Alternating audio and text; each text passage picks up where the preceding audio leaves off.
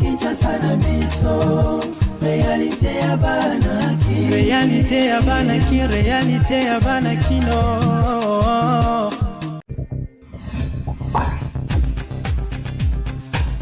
Il faut que ba liboso avana yanola que ba congolais oyo nyonso bakima ki bitumba na retour bakenda ki Uganda, gouvernement à travers ministère affaires sociales to la rango pezarana ba institution ou babengaka au commissariat aux Nations Unies pour les réfugiés pour bazana ba traitement malamu mais souci na bango ezana kozonga mboka na masolo na biso alelo tolingaki mingi ko sala rapport ko présenter rapport ya mission au mokonzi mboka tindaki noki na Goma pona bakende na Butembo pona ba ko sala évaluation ya ma manifestation le kakikuno et sala kike batobele bakufaki tozana 36 personnes bakufaki dont 4 casques bleus et 170 bazalaki blessés. Délégation gouvernementale au Bazaki Kuna, Bamema qui paie, ministre Affaires sociales Bazaki Nakati, Bamema qui paie appui ya gouvernement pour aider la famille, notamment à Kokunda Bibembe, paie l'air Bazonga qui baila qui mokonzambo ka message moko. C'est que bango nenge ba moneli situation sécuritaire réseau kende. Na ba déclaration MONUSCO et sali, neti ba kokoka na bango makambute, ba bisaki président de la République ba kende. Ata lelo déjà ba kende.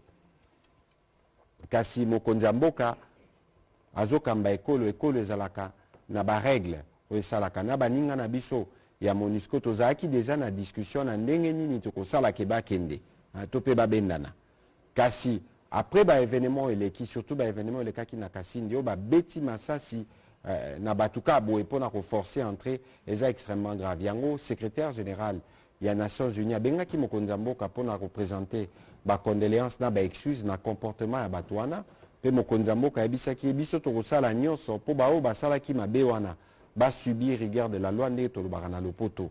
Donc awa tokosenga na ba population ya Kinshasa ba nyonso ba observer kimia parce que moni awa biso gouvernement na biso na bino to travaillaka en harmonie volonté na bino nde volonté otosalaka soki to tiki nungu et continuer na nungu wana badongolo miso ba okipe kokota na sima batie lisusu mobulu makasi. Il faut que yebake awa ata ndenge tolingi MONUSCO ekende mais MONUSCO aza ennemi na biso te. MONUSCO aza partenaire oyo partenariat tamboli malamu te par rapport à objectif oyo ye ezalela ki awa. Ennemi na biso za M23 na bao baza na sima M23. Donc il faut que ba congolais nyonso bazolanda bazala nango na mutu pe bayebake mokonzi mboka mokonzi mapinga azolande la situation na tongo midi pourquoi.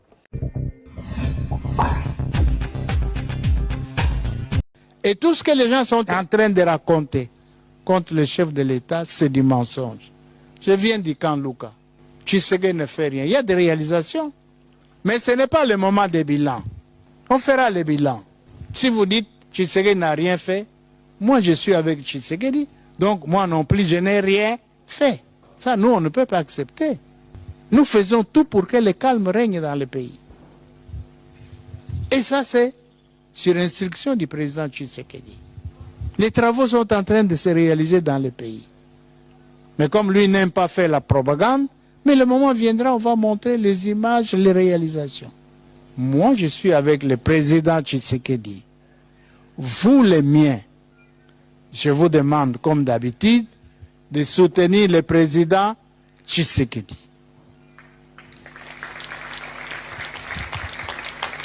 Il y a des gens qui ont fait pire dans ce pays. Le moment viendra, on les dira. Les groupes armés qui les a laissés. Le mixage des Congolais et des étrangers dans l'armée. Tshisekedi Mutasali yango, akuti yango. Mais avec Dieu et l'accompagnement des hommes de Dieu que vous êtes, le Congo gagnera. Soutenons le chef de l'État, donnons-lui un second mandat. Nous connaissons son père, nous connaissons sa mère. Il y a encore des doutes sur ça? Non. C'est clair. Il va réussir et donnons-lui un second mandat. Nous viendrons à la Tchango. Comme nous sommes allés à Lukunga, au camp Luka et à Malou et Kalaba. On est en train de réaliser des travaux. On sera là. Soutenez le chef de l'État, soutenez les institutions. Prions pour la paix à l'Est et pour la victoire également contre les forces du mal. Ce qui ne marche pas, nous allons corriger. Ce qui ne marche pas. Mais nous voulons que les Congolais, n'importe où vous êtes, que vous puissiez vivre en frères et en sœurs. Pas de division entre nous. Nous sommes Congolais.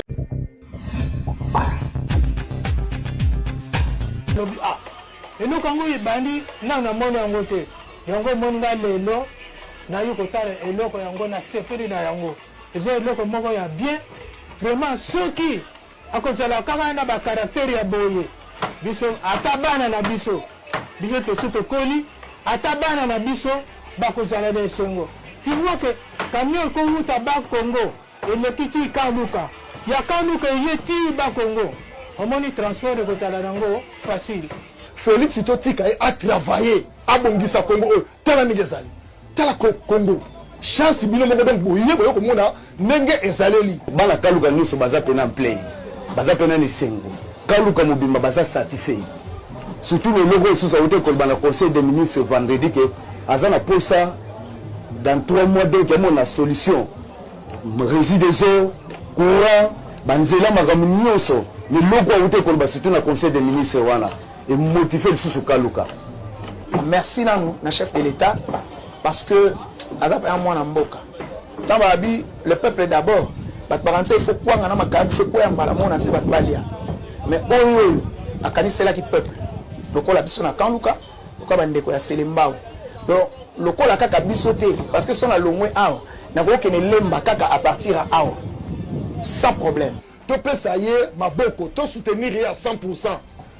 Telaka yomoko na 4 ans ya pamba kuna ba guerre côté boye batungisa o maladi mususu bimi asa susu na banzela mama banzela so salama partout Congo mobimba ayebite soki to ba ko féliciter ou bien to créer mon mususu ya sika kokumisa ko féliciter to luka elo mo sika to créer pour na opesa elo ngonia en tout cas pour na mokonza mboga pena félicitations. Na boko ko elelo to soli bongo na ba mama ba ko yebisa biso est-ce que maman a na droit to pe ko ko la kisa mwana na ye ki bo mwasi boyo kabango eza ba mama na ba mama omoni na banda ko be éducation eza ko varier mama oyo vraiment aza mama aza bien éduqué akoyebisa mwana na ye bo mwasi tanga omoni mwana ya ko kiti ba âge 11 ans abandi ko solo na mwana na ye mingi ba mama na banda ko dialogue ezala ka lisusu te. Maman zomona mwana lokola munguni esengeli yo mama ozi mwana wa 11 ans ozali kotalisa ye na tongo il faut ko sokola na midi il faut ko sokola na poko il faut ko sokola omoni ajo yo komi nango soko moni mobali abengi yo yeba kete za mabe okomi je na posa bo mwasi soki omoni ba règle na yo faut lekisa mwana yo mama moni ko komi boy eso koli okomi siko mwasi alibala faut zala lolenge boye il faut ko pratiquer boye ko zala ba linge na yo ya kitoko ko sala boye soko sangani na mobali déjà ozi mokumba alinge sike ba mama bazonga na ndenge to zala ka kala na ndenge ba bokola ka biso ba mama oya lelo to zongisa bana bayoka siko defesa pa bana biso okomona mwana zana na 10 ans sa linga chéri libele zate indisposé te et sa linga chéri maso sa yeba ponga moko na tanga na classe na zonga na deuxième CO na yebi na kota pe na internat na yebi ndenge ko yeba ko pesa bana na nga basi toli ko sokola makambo nyonso ndenge mama azalaka o bapesaka bana bango toli te na yebi te nde babokola bango nga mukongo biso bakongo balobaka toyoka soni me tofanda na bangole basolongo na bokwami na boma bakolakisa nga mari tala boye na boye na boye mwa ndambo wana pe na zwa yango nalakisa bana nga oyoka soni te siko mwana normalement o bapesaka ye ba conseil à soins incorporés peut-être aza déjà na mobali moko ata bimelaki peut-être hein.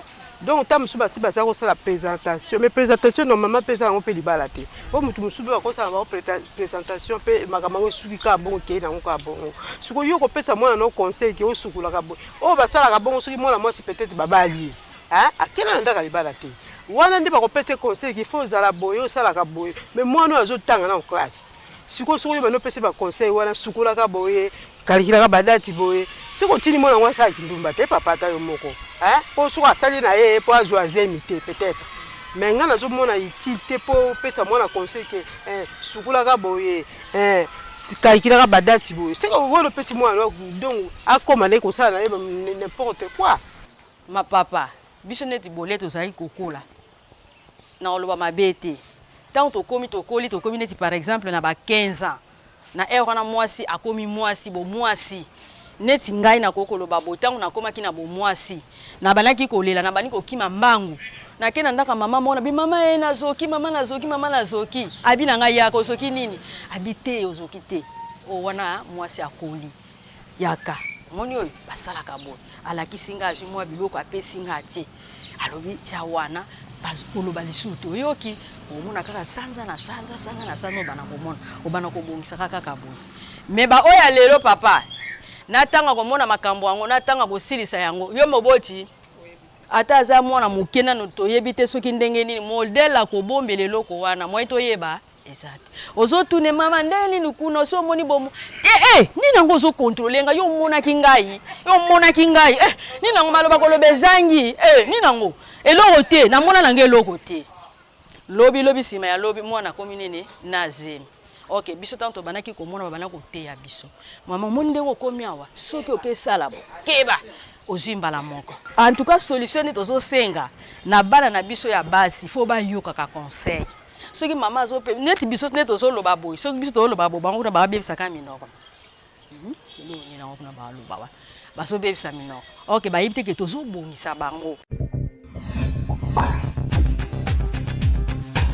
bayeli susu bango banani société Beltesco toujours ndenge amesana kosunga population congolaise sikoyo ayeli bino eloko ya motuya tunanga nini ezali bongo spaghetti roni oyo bozali komona ndenge bazali ko présenter biso yango awa ezali produit moko kitoko makasi okoki kolia yango na biloko nyonso oyo olingi Thomson soso viande ya lolenge nyonso tope madesu oyo na Kinshasa tobengaka madeblo oza mobimba bana mikolo tout le monde a kozala d'accord na spaghetti oyo roni esengeli koyeba ke pâte alimentaire oyo esalemi na semoule de blé ezali na elengi pe guna ndenge ya kosakana te kasi babosani bino te baye nyonso oyo pe baza batu ya ba nostalgie balela ba macaroni Beltesco acheli bino pe lisusu macaroni roni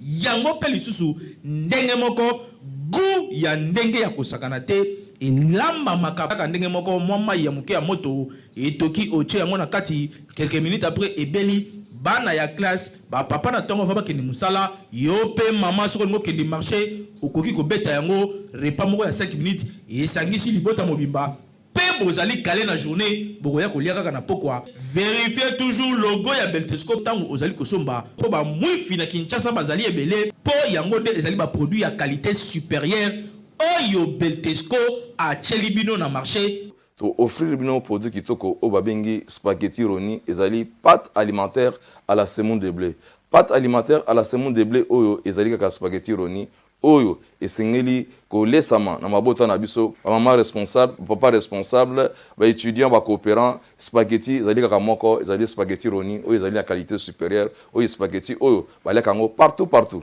tozali na produit msusu babingi ya kitoko makasi babingi macaroni ya Beltesco en tout cas ngala benga ngo kimaki kaka eza l'habitude ya consommation na bino mikolo nyonso ya kolia macaroni roni na spaghetti roni po ezali biloko oyo ezali kotonga nzoto ezali kopesa biso nzoto makasi po toyeba ko vivre longtemps na mokili ezali cadeau signé Beltesco mwana mama yebela pona kolia biloko ya qualité il faut toujours Beltesco po yende akanga Kinshasa République démocratique du Congo mobimba uta batango ebele autre bakité Tolobi Kinshasa et l'équipe partout.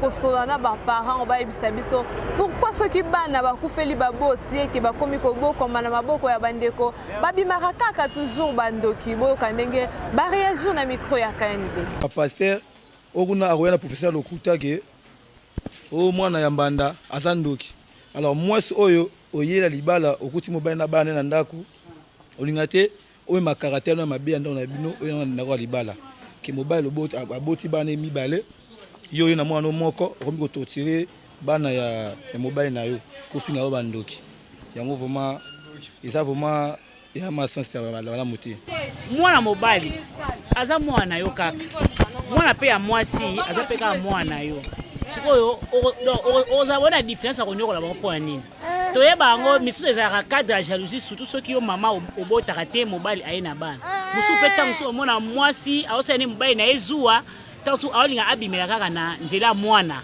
yango wana ebengama kaka mwana ndoki ndeti ngai nde naza boye mobali nazwi aza na mwana moko me ngai aza na bana 5 mobali na ngai wana amaltraitaka bana na ngai te alingaka bana na ngai makasi asalelaka bana na ngai comme il faut alors mwana na ye wana mpe moko ngai nakoki konéglige te nakoki koloba ne mabe te aza mwana soki asali mabe na kobeta ye na koloba na ye mais nakoki komaltraite mwana na te mpo aza mwana na ngai.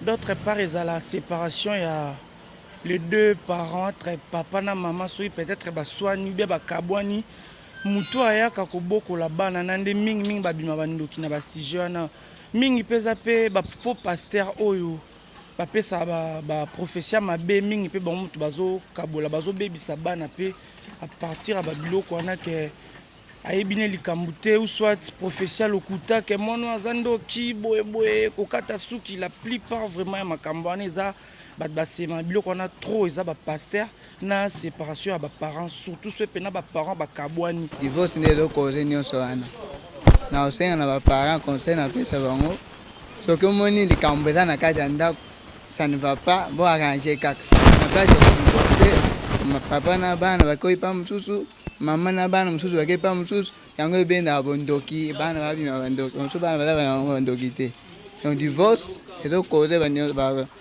nyonso wana bana babima bandoki. 5 adultère ezalaki na caractère moko péremptoire, c'est-à-dire ezalaki automatiquement cause ya divorce. Kasi depuis loi ya 11 juillet 1965, adultère eperda caractère nango péremptoire ezalaka lisusu cause ya divorce te.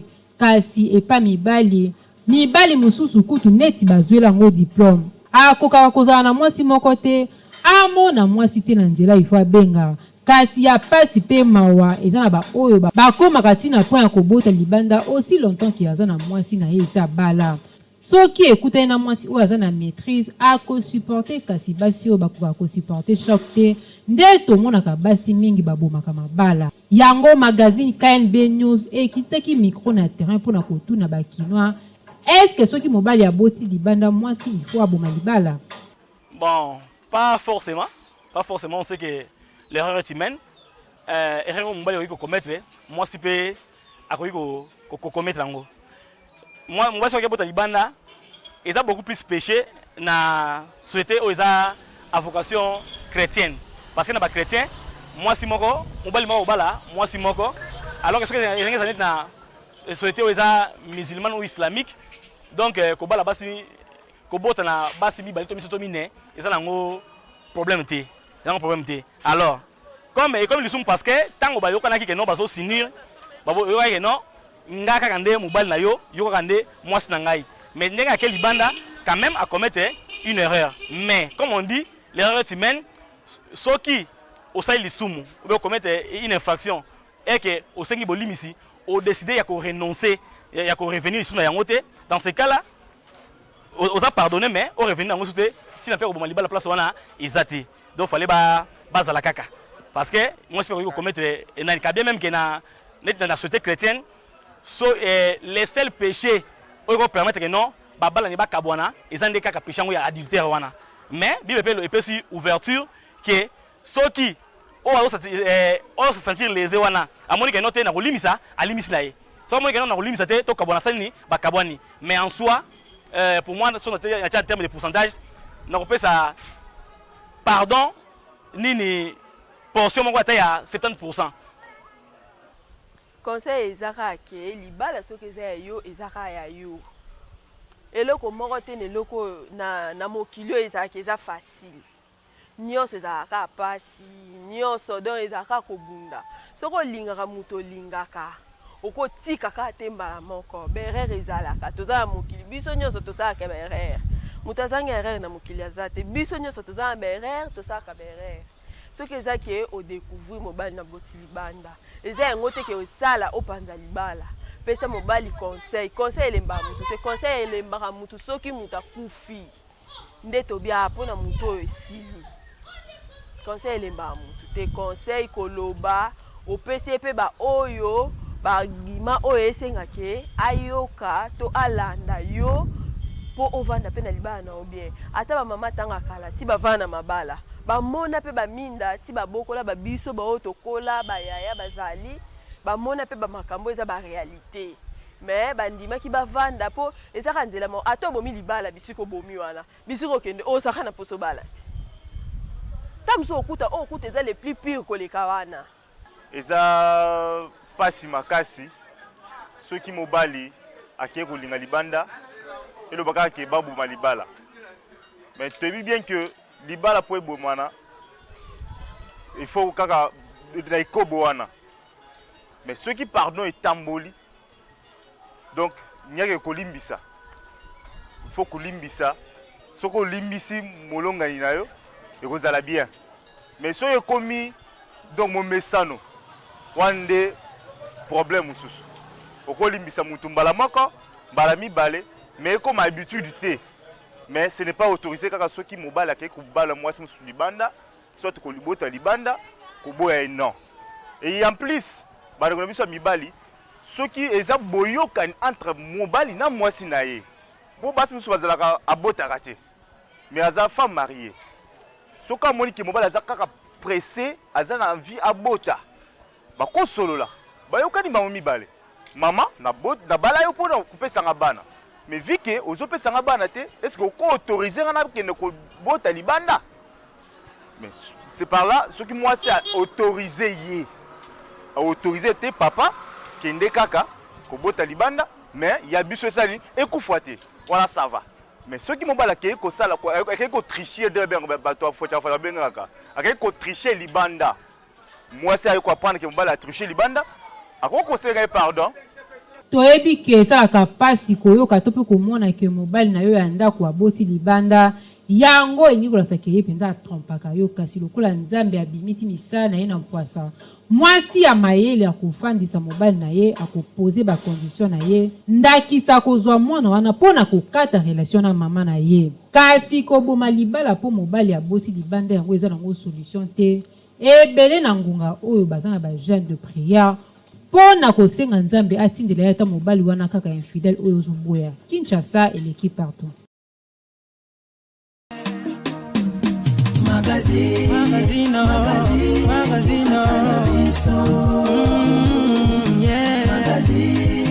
Magazine Kinshasa na biso réalité